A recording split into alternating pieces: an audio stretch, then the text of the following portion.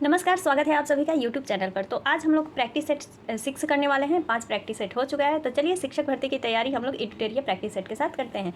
तो बिना देरी किए हुए बढ़ते हैं हम लोग प्रश्नों की तरफ। समय बहुत कम आ गया और महिलाओं का टक्कर महिलाओं से ही है, क्योंकि 1 से 5 में सबसे अधिक जो फॉर्म भरे गए हैं वो महिलाओं के ही हैं। सबसे ज़्यादा लगभग कम से कम 3.5 लाख फॉर्म सिर्फ महिलाओं द्वारा भरा गया है।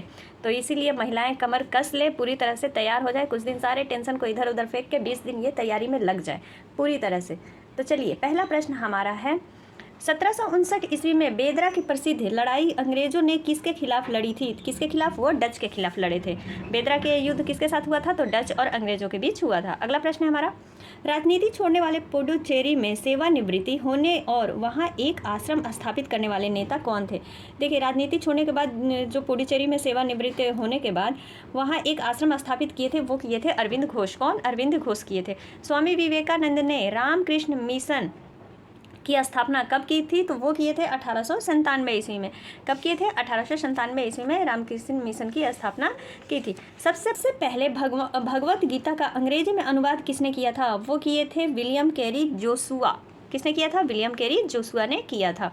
लॉर्ड वेलेस्ली की सहायक संधि को सर्वप्रथम किस शासक ने स्वीकार किया था? तो वो हैदराबाद के निज़ाम थे, उन्होंने ही स्वीकार किया था। ठीक है, इसको किसने स्वीकार किया था? तो हैदराबाद के निज़ाम ने। अच्छा, ये कब लगाया गया था? तो 1798 से 1800 ईस्वी तक हैदराबाद के निज़ाम के साथ पहला सहायक गठबंधन ये बनाया गया था। अगला प्रश्न है, निम्नलिखित में से किसने 1857 की क्रांति को सभ्यता और बर्बरता का संघर्ष कहा था? सभ्यता और बर्बरता का संघर्ष किसने कहा था? तो वो कहे थे टी.आर. होम्स। किसने? टी.आर. होम्स ने कहा था। किस वर्ष में कांग्रेस द्वारा मौलिक अधिकारों और राष्ट्रीय आर्थिक प्रगति पर संकल्प लिया गया था? तो वो किस वर्ष लिया गया था? 1931 ईस्वी में। आंसर हो गया डी। किस अधिवेशन में कांग्रेस को अपनी पहली महिला अध्यक्ष मिली थी? वो मिली थी 32वीं अधिवेशन में। और कौन सा हो रहा था? तो 1917 में हुआ था। कब? 1917 में। एनी बेसेंट पहली महिला अध्यक्ष कौन थी? एनी बेसेंट थी। अगर पहली भारतीय महिला अध्यक्ष पूछ लेता है तो वो थी सरोजनी नायडू। तो इसका आंसर हो गया ए हमारा। निम्न में समाचार पत्रों और उनके संपादनों का नाम दिया गया है। देखिए, संपादन के नाम दिए गए हैं।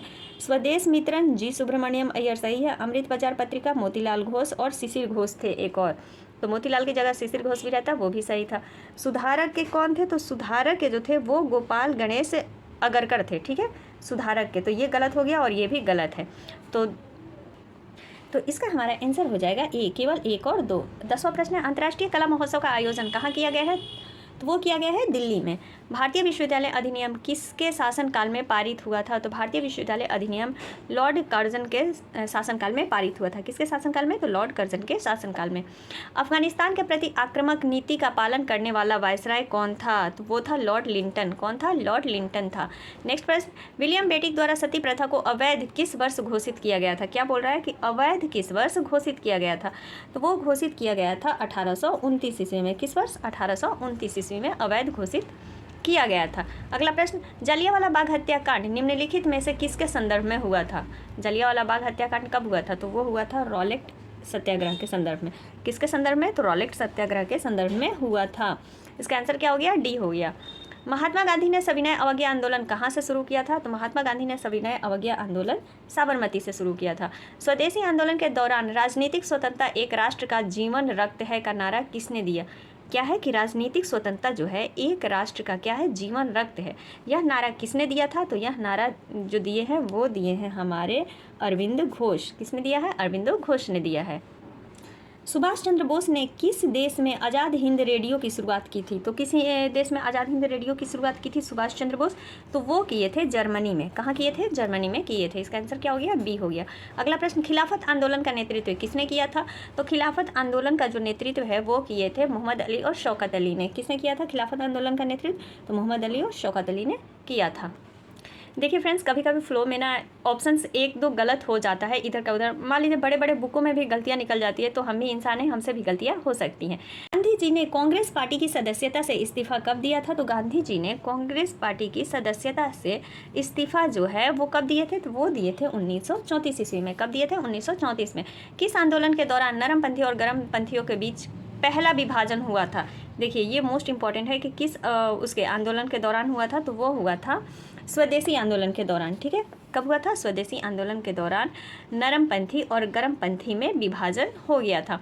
बारदौली सत्याग्रह कब शुरू किया गया था? तो बारदौली सत्याग्रह जो है वो शुरू किया गया था 1928 ईस्वी को। कब शुरू किया गया था? 1928 में। निम्नलिखित का मिलान करें और नीचे दिए गए विकल्पों में सही विकल्प चयन करना है। देखिए ये क्या दिया है, एक तरफ तो जो नगर हैं सिंधु सभ्यता के वो सारे दिए गए हैं और दूसरी तरफ उनके खोजकर्ता के नाम दिए गए हैं, तो इनको मिलाना है। तो चलिए इसको मिलान कर लेते हैं। तो हड़प्पा की खोज किसने की थी? दयाराम साहनी ने की थी। किसने की थी? तो दयाराम साहनी। वन का क्या हो गया? सी हो गया। लोथल की खोज किसने की थी? तो वो किए थे एस.आर. राव। एस.आर. राव। कालीबंगन कौन थे? तो कालीबंगन के थे अमलानंद घोष। हाँ, कालीबंगन के अमलानंद घोष थे। आलमगीरपुर के किसने खोज की थी? तो आलमपुरगिर के वाई.डी. शर्मा किए थे और धौलावीरा की खोज आर.एस. विष्ट किए थे। तो एक का हमारा क्या है? सी हो गया। फिर उसके बाद क्या आएगा? डी आएगा। सी डी किस में है? एक का बी सी कट गया, सी ई है, ये भी कट गया, इनमें से कोई नहीं, सी डी। तीसरा का क्या होगा? तीसरा का कालीबंगा का था ना, कालीबंगा का बी, तो यहीं हमारा मिल गया आंसर। इसका आंसर क्या हो गया? बी हो गया। तो ये सभी याद रखने हैं। अजातशत्रु के वंश का नाम क्या था? अजातशत्रु के वंश का नाम क्या था? अजातशत्रु किस वंश का था? तो बिंबिसार का पुत्र था, हर्यक वंश का, हर्यक वंश का था। मौर्य काल के दौरान संस्था और संचारी थे। मौर्य काल के दौरान जो है संस्था और संचारी क्या था? तो संस्था और संचारी जो है वो एक जासूस, क्या था? जासूस था। ठीक है, इसका आंसर क्या हो गया? बी हो गया। गुप्त काल के दौरान सुदर्शन झील की मरम्मत किसने करवाई थी? गुप्त काल के दौरान जो है सुदर्शन झील की मरम्मत पर्णदत्त ने करवाई थी। किसने करवाई थी? तो पर्णदत्त ने करवाई थी। महान रचनात्मक लेखक अश्वघोष ने निम्नलिखित में से किस शासक का संरक्षण प्राप्त था? अश्वघोष को किस शासक का संरक्षण प्राप्त था? जो महान रचनाकार थे अश्वघोष, किस शासक का प्राप्त था? तो वो था कनिष्क का। कनिष्क शासक जो थे उसका संरक्षण प्राप्त था। कनिष्क ने ही सबसे अधिक तांबे का सिक्का चलवाया था और इसी के शासनकाल में सोने के सिक्के भी जारी किए गए थे। सर्जरी का जनक किसे कहा जाता है? तो सर्जरी का जनक कहा जाता है सुश्रुत को। किसको कहा जाता है? सुश्रुत को कहा जाता है। मनुस्मृति मुख्य रूप से संबंधित है, मनुस्मृति जो है किससे संबंधित है? तो वो संबंधित है सामाजिक व्यवस्था से। किससे संबंधित है? सामाजिक व्यवस्था से संबंधित है। जैन ग्रंथ परिशिष्ट परवान की रचना किसके द्वारा की गई थी? जैन ग्रंथ जो है परिशिष्ट परवान की रचना किसके द्वारा की गई थी? तो वो की गई थी हेमचंद्र के द्वारा। किसके द्वारा? हेमचंद्र के द्वारा की गई थी। इसका आंसर क्या हो गया? सी हो गया। प्राचीन भारत के संदर्भ में वाग्भट द्वारा लिखित अष्टांग संग्रह संबंधित है। प्राचीन भारत में जो वाग्भट द्वारा लिखी गई है अष्टांग संग्रह वो किससे संबंधित है? तो वो संबंधित है चिकित्सा से। 31 प्रश्न है, दिल्ली सल्तनत में एकता प्रणाली की शुरुआत किसने की थी? तो दिल्ली सल्तनत में एकता प्रणाली शुरुआत करने का जो श्रेय है वो जाता है इल्तुतमिश को। किसको जाता है? इल्तुतमिश को जाता है। किस मुगल बादशाह ने इजारा प्रणाली की शुरुआत की थी? देखिए इजारा प्रणाली तो वो किसने किया था? वो किया था जहादर शाह। किसने किया था? जहादर शाह ने किया था। निम्नलिखित में से किसने पुष्टि मार्ग के दर्शन को प्रतिपादित किया था? पुष्टि मार्ग के दर्शन को किसने प्रतिपादित किया? वो किए थे वल्लभाचार्य। किसने? वल्लभाचार्य ने प्रतिपादित किए थे। अंतर्राष्ट्रीय परमाणु ऊर्जा अभिकरण का मुख्यालय कहाँ स्थित है? तो अंतर्राष्ट्रीय परमाणु ऊर्जा का मुख्यालय जो है वो ऑस्ट्रिया में स्थित है। कहाँ है? ऑस्ट्रिया में स्थित है। सूची 1 और 2, अच्छा अब यहाँ पर सूची आ गया है, इसको मिलाना है। एक तरफ इनके राष्ट्रीय पशु है और दूसरी तरफ देश है, तो चलिए मिला लेते हैं। देखिए कभी कभी ऐसा होता है कि हमें 1-2 भी याद है ना तो हम ऑप्शन के तरीके से सही ऑप्शन तक पहुंच सकते हैं। जैसे भारत का कौन सा हो गया? भारत का बाघ हमें सीधा सीधी पता होता है और ऑस्ट्रेलिया का कंगारू तो पता ही होता है। तो सी का 3 और डी का 4 देख लेते हैं हम ऑप्शंस में। देखिए सी का 3 किस में है? 2 ऑप्शंस में है। ये तो हमें पता चल गया कि ये दोनों तो होगा नहीं। अब सी डी में से ही चुनना है। अब मान लीजिए जापान का किसी को पता होगा कि जापान का क्या होगा? आईबीस हो गया। तो जापान का किस में दिया है? ए का 4th सी में दिया है। तो इस प्रकार से हम आंसर निकाल सकते हैं। ए का 4th, जापान का इसबिस हो गया, कनाडा का क्या हो जाएगा? गंजा ईगल हो जाएगा। ठीक है, तो 2 का 2 हो गया। जापान का आईबीस, कनाडा का गंजा ईगल, भारत का बाघ और ऑस्ट्रेलिया का कंगारू। इसका आंसर हो गया सी। आगे बढ़ते हैं। रूस एवं फिनलैंड की अंतर्राष्ट्रीय सीमा रेखा को क्या कहा जाता है? रूस एवं फिनलैंड की जो है अंतर्राष्ट्रीय सीमा उसको क्या कहा जाता है? तो उसको कहा जाता है मेन रहीम रेखा। क्या कहा जाता है? मेन रहीम रेखा कहा जाता है। भारतीय स्टॉक बाजार का विनिमय किसके द्वारा किया जाता है? भारतीय स्टॉक बाजार का जो है विनिमय सेबी के द्वारा, SBI के द्वारा किया जाता है। इसका आंसर सी हो गया। भारत में अंतरिक्ष कार्यक्रम की शुरुआत किस वर्ष की गई थी? अंतरिक्ष कार्यक्रम की शुरुआत जो है भारत में किस वर्ष की गई थी? तो वो किया गया था 1962 ईस्वी में।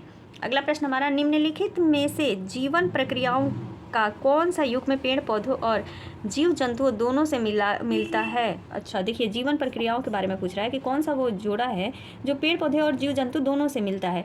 तो वो कौन सा हो गया, वृद्धि और भोजन बनाना, प्रजनन और भोजन बनाना, प्रजनन अंकुरन, वृद्धि और प्रजनन। वृद्धि और प्रजनन जो है वो जीव प्रक्रियाओं और मतलब जीव जंतुओं से मिलता है। इसका आंसर क्या हो गया, डी हो गया। अगला प्रश्न स्किप नहीं करिएगा, आगे बहुत अच्छे अच्छे प्रश्न हैं।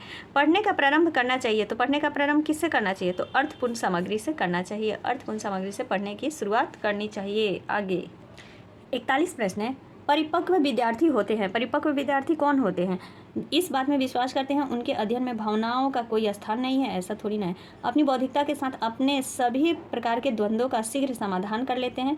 यहाँ पर परिपक्व पूछ रहा है।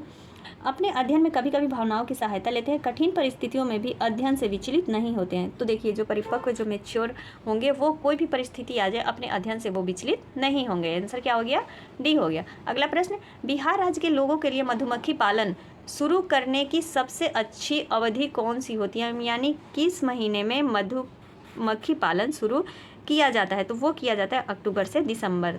अक्टूबर से दिसंबर की अवधि में मधुमक्खी पालन की शुरुआत की जाती है। 17वां प्रवासी भारतीय दिवस का आयोजन किस शहर में किया गया है, तो 17वां प्रवासी भारतीय का आयोजन जो है वो इंदौर में किया गया है। कहाँ किया गया है, इंदौर में। अगला प्रश्न है हमारा, चालू वर्ष 2023 को निम्नलिखित में से किस रूप में मनाया जा रहा है। चालू वर्ष 2023 को किस रूप में मनाया जा रहा है, तो मोटे अनाज एवं अंतर्राष्ट्रीय वर्ष के रूप में मनाया जा रहा है। मोटे अनाज एवं अंतर्राष्ट्रीय वर्ष के रूप में चालू वर्ष 2023 को मनाया जा रहा है। हाल ही में न्यूजीलैंड के नए प्रधानमंत्री के रूप में किसे चुना गया है। न्यूजीलैंड के नए प्रधानमंत्री के रूप में किसे चुना गया है, तो वो चुना गया है क्रिस हिपकिंस को। जो प्रित्जकर आर्किटेक्चर पुरस्कार 2023 किसने जीता है। प्रित्जकर आर्किटेक्चर जो पुरस्कार है वो 2023 का किसने जीता है, तो वो जीते हैं हमारे डेविड एलन चिपरफील्ड। किसने जीता है, डेविड एलन चिपरफील्ड ने जीता है। भारतीय सेना के किस कैंट में पहला 3D प्रिंटेड घर का उद्घाटन किया गया है। वाह, पहला 3D प्रिंटेड जो है घर का उद्घाटन किया गया है। कहाँ पर किया गया है, तो वो किया गया है अहमदाबाद में। निम्न में से कौन सा विकल्प सही सुमेलित है। अच्छा, इसको लगाना है कि कौन सा जो है वो सही है, तो देख लेते हैं कौन सा सही है। त्रिशूरपुरम उत्सव कहाँ मनाया जाता है, ये मनाया जाता है केरल में। कहाँ मनाया जाता है फ्रेंड्स, तो केरल में हो गया। खार्ची उत्सव कहाँ मनाया जाता है, तो ये त्रिपुरा में मनाया जाता है। खार्ची उत्सव अभी मना है ना, खार्ची उत्सव त्रिपुरा। तुरंगिया उत्सव कहाँ मनाया जाता है, तो अरुणाचल प्रदेश में मनाया जाता है। और परशुराम कुंड महोत्सव कहाँ है, तो ये भी अरुणाचल प्रदेश में। तो इसमें पूछ रहा था कि कौन सा सही है, तो वो सी हमारा सही है। आंसर क्या हो गया, सी हो गया। भारत सरकार ने कालाजार को पूरी तरह से समाप्त करने का लक्ष्य कब तक रखा है। कब तक रखा है पूरा समाप्त करने का लक्ष्य, तो वो रखा है 2023 तक ही। 2023 से चल रहा है ना, इसी साल तक कालाजार को समाप्त करने का लक्ष्य रखा गया है। वर्तमान में भारतीय बीमा नियामक और विकास प्राधिकरण के अध्यक्ष कौन है। वर्तमान में भारतीय नियामक और विकास प्राधिकरण के अध्यक्ष कौन है, तो वो है हमारे देवाशीष पांडा। कौन है, देवाशीष पांडा। इसका आंसर क्या हो गया, बी हो गया। मस्तिष्क का कौन सा भाग शरीर का संतुलन बनाए रखता है एवं ऐच्छिक पेशियों के संकुचन पर नियंत्रण भी करता है, तो वो हमारा सेरिबेलम होता है, जो मस्तिष्क के भाग पर संतुलन भी बनाए रखता है और ऐच्छिक पेशियों को संकुचन पर नियंत्रण भी रखता है। निम्नलिखित में से परिसंचरण तंत्र का अंग नहीं है, रक्त, हृदय, धमनियाँ या फिर बड़ियात। तो कौन सा है जो परिसंचरण का तंत्र नहीं है, तो वो है बड़ियात। आंसर क्या हो गया, डी। सरसों किस कुल का पौधा है। अब देखिए, सरसों किस कुल का पौधा है, तो सरसों जो है वो क्रूसीफेरी का क्या है, पौधा है। क्रूसीफेरी कुल का पौधा है। इसमें सरसों, मूली, सलजम ये सब किस कुल के हैं, तो क्रूसीफेरी कुल के ही हैं। मनुष्यों में पुरुषों के यौन गुणसूत्रों में कौन सा समूह होता है, तो वो होता है XY। कौन सा गुणसूत्र होता है, XY होता है मनुष्यों में, पुरुषों में। पौधों में लचीलापन किस ऊतक के कारण होता है, तो क्लेन काइमा के कारण होता है। इसका आंसर क्या हो गया, ए हो गया। निम्नलिखित में से कौन सा पदार्थ कोशिका में अधिक मात्रा में पाया जाता है। देखिए, पदार्थ पूछ रहा है कि कोशिका में अधिक मात्रा में पाया जाता है, कौन सा पदार्थ है, तो वो जल है। जल जो है सबसे अधिक पाया जाता है। निम्नलिखित में से श्वसन तंत्र का हिस्सा है। श्वसन तंत्र का कौन सा हिस्सा है, निम्नलिखित में से इनमें से कौन सा हिस्सा है, वायु कोशिका, कंठनली, श्वास नली या फिर इनमें से सभी। तो इनमें से सभी जो है श्वसन तंत्र का क्या है, हिस्सा है। अगला प्रश्न है हमारा, एक अंतरिक्ष यान पृथ्वी के सापेक्ष उच्च गति से यात्रा कर रहा है। अंतरिक्ष यान पर एक घड़ी पृथ्वी पर एक घड़ी की तुलना में धीमी गति से चलती हुई प्रतीत होती है। मतलब जो पृथ्वी पर वही घड़ी तेज चल रही है और अंतरिक्ष में क्या हो रहा है, घड़ी धीमी चल रही है, प्रतीत हो रही है। निम्नलिखित में से कौन सा कथन इस घटना की व्याख्या करता है? समय सापेक्ष है और प्रेक्षक की गति पर निर्भर करता है। अंतरिक्ष यान की घड़ी खराब है। अंतरिक्ष यान की गति समय को धीमा कर रही है, या एक से अधिक। तो 58 का जो आंसर हो जाएगा वो होगा ए कि समय सापेक्ष है परंतु प्रेक्षक की गति पर यह निर्भर करता है। ठीक है, तो इसका आंसर क्या हो गया, ए हो गया। किसी वस्तु पर लगने वाले बल को मापने के लिए निम्नलिखित में से किस यंत्र का उपयोग किया जाता है? किसी वस्तु को पर लगने वाले बल को मापने के लिए देखिए पूछ रहा है कि किस यंत्र का उपयोग किया जाता है, तो वो किसका किया जाता है? एमीमीटर, कमानीदार तराजू का, बैरोमीटर का, या फिर एक से अधिक। तो कमानीदार तराजू का तुला का किया जाता है यानी। ठीक है, तो इसका आंसर क्या हो गया, बी हो गया। अगला प्रश्न हमारा 60। निम्नलिखित में से कौन गुरुत्वाकर्षण बल और दूरी के बीच संबंध का सबसे अच्छा वर्णन करता है? दूरी के बीच के संबंध का जो है सबसे अच्छा वर्णन कौन करता है? तो वो हमारा करता है दूरी के वर्ग के साथ गुरुत्वाकर्षण बल व्युत्क्रमानुपाती बढ़ाता है। यही क्या करता है, इसका वर्णन कर रहा है। अगला प्रश्न, अल्कोहल थर्मामीटर का आविष्कार किसने किया था? तो अल्कोहल थर्मामीटर का आविष्कार किसने किया था भैया? गैलीलियो ने, एडम सेलियस ने, विलियम थॉमस ने, या फिर इनमें से कोई नहीं? तो इसका आंसर तो होगा कि इनमें से किसी ने नहीं किया था। अल्कोहल थर्मामीटर का आविष्कार डेनियल ग्रेवियर फ़ारेनहाइट ने किया था। किसने? डेनियल ग्रेवियर फ़ारेनहाइट ने किया था। किसका आविष्कार? तो थर्मामीटर का, अल्कोहल थर्मामीटर का आविष्कार। आगे बढ़ते हैं। वाहनों में साइड मिरर के रूप में निम्न में से किस दर्पण का प्रयोग किया जाता है? देखिए साइड मिरर के रूप में मतलब कौन से दर्पण का प्रयोग किया जाता है? समतल, उत्तल, अवतल या फिर परवलैनिक दर्पण। तो किसका प्रयोग किया जाता है? तो वो किया जाता है फ्रेंड्स उत्तल दर्पण का। किसका? उत्तल दर्पण का।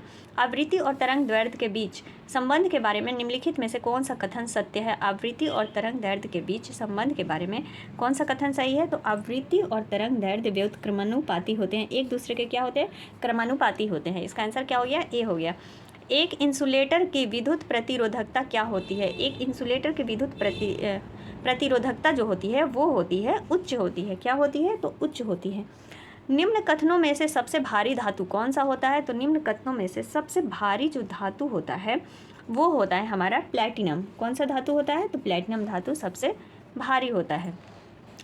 ऑक्सीकारक निम्न में से कौन होते हैं? ऑक्सीकारक निम्न में से कौन होते हैं? तो ऑक्सीकारक जो है निम्न में से, एक मिनट, ऑक्सीकरण की प्रक्रिया में सहायक होता है, विद्युत ऋणात्मक अवयव प्रदान करता है, विद्युत ऋणात्मक अवयव ग्रहण करता है, उपयुक्त में से एक से अधिक।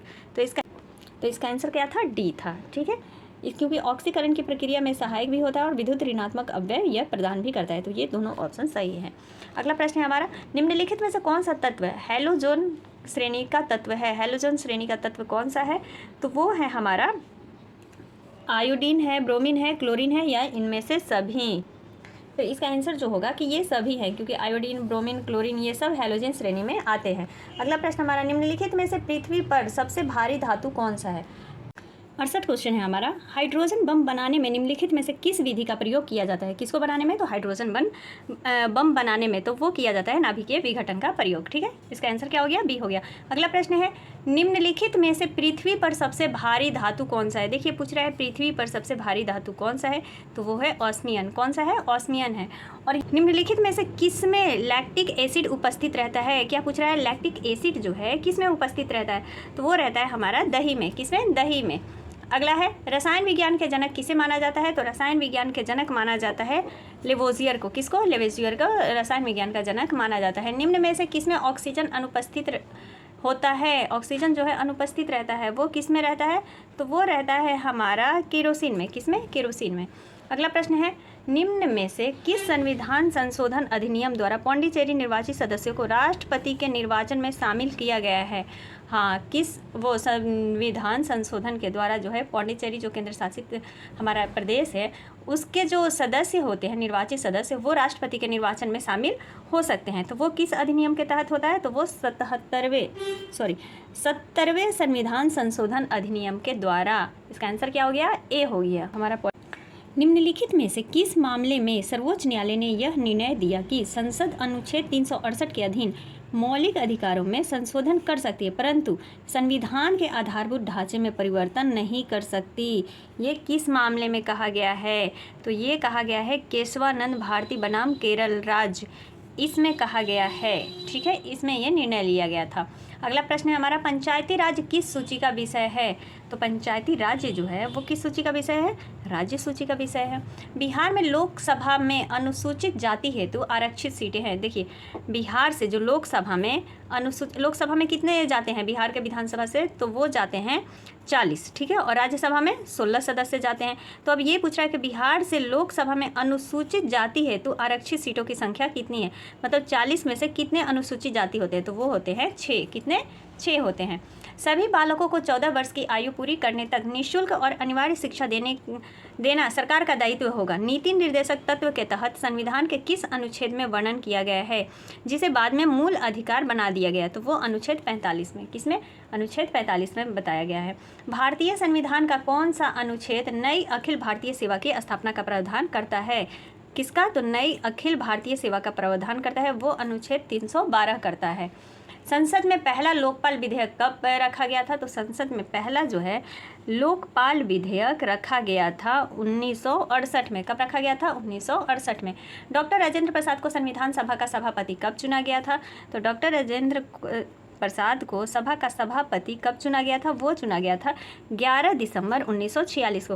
पहला जो हुआ था वो हुआ था 9 दिसंबर 1946 को, जिसमें कि डॉक्टर सच्चिदानंद सिन्हा जो थे अस्थायी सदस्य चुने गए थे। लेकिन उसके बाद 11 दिसंबर को जो दूसरी बैठक होती है संविधान सभा की, उसमें राजेंद्र प्रसाद अस्थायी रूप से सभापति चुने जाते हैं। तो इसका आंसर क्या हो गया? बी हो गया। किस वर्ष में राज प्रमुख के पद नाम का नाम बदलकर राज्यपाल, अच्छा पहले मतलब राज्यपाल का नाम क्या था? राज प्रमुख था, उसका नाम बदल करके किस वर्ष कर दिया गया था राज्यपाल? तो वो कर दिया गया था हमारा 1956 में। किसमें? 1956 में। अच्छा, 81 प्रश्न छूट गया। किस संविधान संशोधन द्वारा संपत्ति के अधिकार को मौलिक अधिकार की सूची से हटा दिया गया है? तो ये तो सभी को पता ही होगा कि 44वें संविधान संशोधन के द्वारा। आगे बढ़ते हैं। 83 प्रश्न है, भारतीय संसद के दोनों सदनों की संयुक्त बैठक किस संबंध में होती है? दोनों की संयुक्त जो बैठक होती है वो किस संबंध में? तो साधारण विधेयक के संबंध में होता है। आगे 84 प्रश्न है, केंद्र राज्य संबंधों के अध्ययन के लिए सरकारिया आयोग का गठन किस वर्ष किया गया था? देखिए, केंद्र राज्य संबंध के अध्ययन के लिए जो सरकारिया आयोग का गठन किया गया था वो किस वर्ष किया गया था? तो वो किया गया था 1983 ईस्वी में। 2003 में कौन सी भाषा 8वीं सूची में जोड़ी गई थी? 2003 में पूछ रहा है कि कौन सी भाषा जो है 8वीं सूची में जोड़ी गई थी? तो वो जोड़ी गई थी संथाली भाषा। अगला प्रश्न है हमारा, किस पंचवर्षीय योजना के अंतर्गत राउरकेला इस्पात संयंत्र को स्थापित किया गया था? तो औद्योगिक से रिलेटेड किस पंचवर्षीय योजना का उद्देश्य था जिसमें कि उद्योगों को सबसे ज़्यादा महत्व दिया जा रहा था? तो वो दिया जा रहा था हमारा दूसरी पंचवर्षीय योजना के तहत। ठीक है, अगला प्रश्न, राष्ट्रीय आय में कृषि का योगदान क्या हो रहा है? राष्ट्रीय आय में जो है कृषि का योगदान जो है घट रहा है, क्योंकि अब कोई कृषि करना ही नहीं चाहता है, खेती बाड़ी। अगला प्रश्न है हमारा, आर्थिक सर्वेक्षण के अनुसार 2023-24 में अनुमानित आर्थिक विकास दर क्या है? अनुमानित पूछ रहा है कि आर्थिक विकास दर क्या है? तो वो है 6.5%। कितना? 6.5%।